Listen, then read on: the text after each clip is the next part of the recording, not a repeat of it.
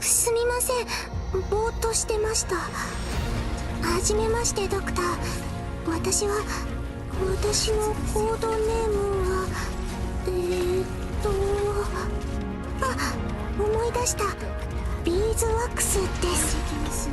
いい名前ですか？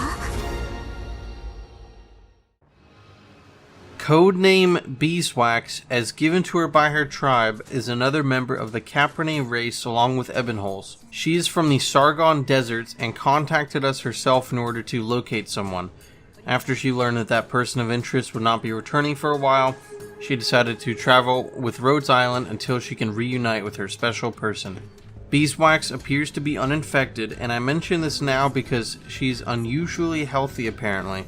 Warfarin says that coming into contact with Originium is inevitable when you use arts, and despite that, she's healthier than most of Rhodes Island. Being from the Sargon Desert, it is an area that even experienced messengers find difficult to reach the deepest portions of. In Beeswax's home tribe, it is not unusual for members to go on journeys and bring back what they find. It is essentially a tradition of the tribe, which is a bit unusual compared to most tribes from her area. A lot of other tribes are more closed off in the outside world. A couple of veteran messengers visit the tribe each year and bring music magazines. Beeswax loves music, and when she left home, she brought a few magazines with herself. Some of these have become popular among the Rhodes Island casters, and because of this, I think Ebonholes and Beeswax might be friends. I mention that because in my Ebonholes video, I stated that he's difficult to talk to and only really vibes with a couple people.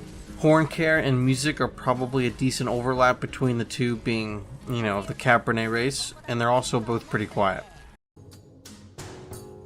Anyway, like many of the tribes in the Sargon Desert, her tribe was religious.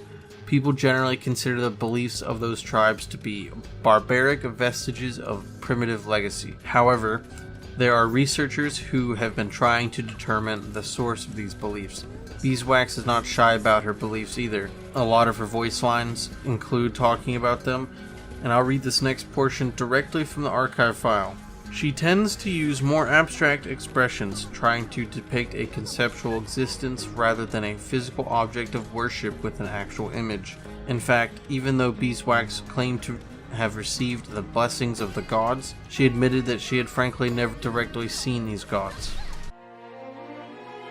Going to Rhodes Island was Beeswax's first time leaving her home.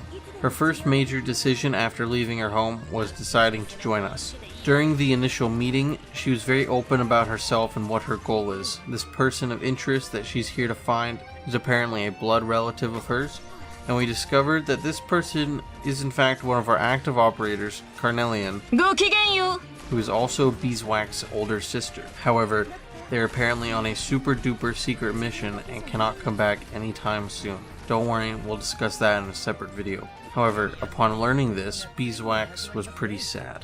She doesn't normally express a lot of emotion apparently, but sometimes we can see a sense of loss she feels per her archive file. Despite her relative not being here, she took the time to carefully consider whether joining Rhodes Island was right for her. She decided it would be, and will continue to wait until her prized person comes back. She also thinks it will help her transition into adulthood, as per her tribe's rite of passage ritual, or at least it will help her in that process. After joining, she took several months to pick out a codename. She would write to her tribe and ask for help before finally settling on Beeswax. Beeswax loves her horns. Everyone who has spoken to her realizes this. Among the horned races, horns are a pretty important aspect of their appearance.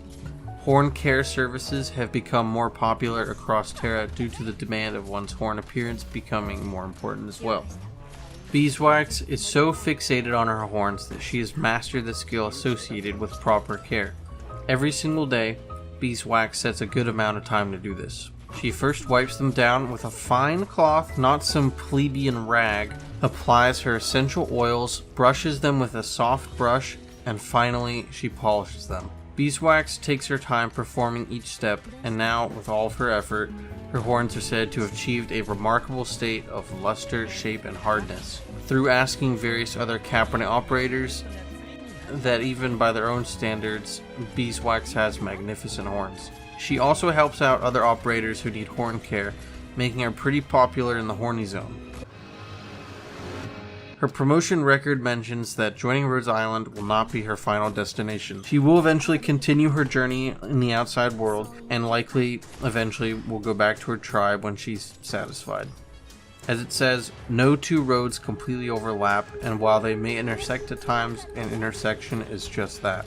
It also says, and I quote, "But do remember that no matter where we go, her blessings will always follow us." I believe this is probably going to refer to the goddess that Beeswax believes in, not Beeswax herself, mainly because it says no matter where we go, not her, you or I, and says her blessings as an outside entity in that sentence. Her Elite 2 promotion mentions the seal on her head is a ceremonial seal passed down in her tribe and is a symbol of the Golden Sands God's blessing.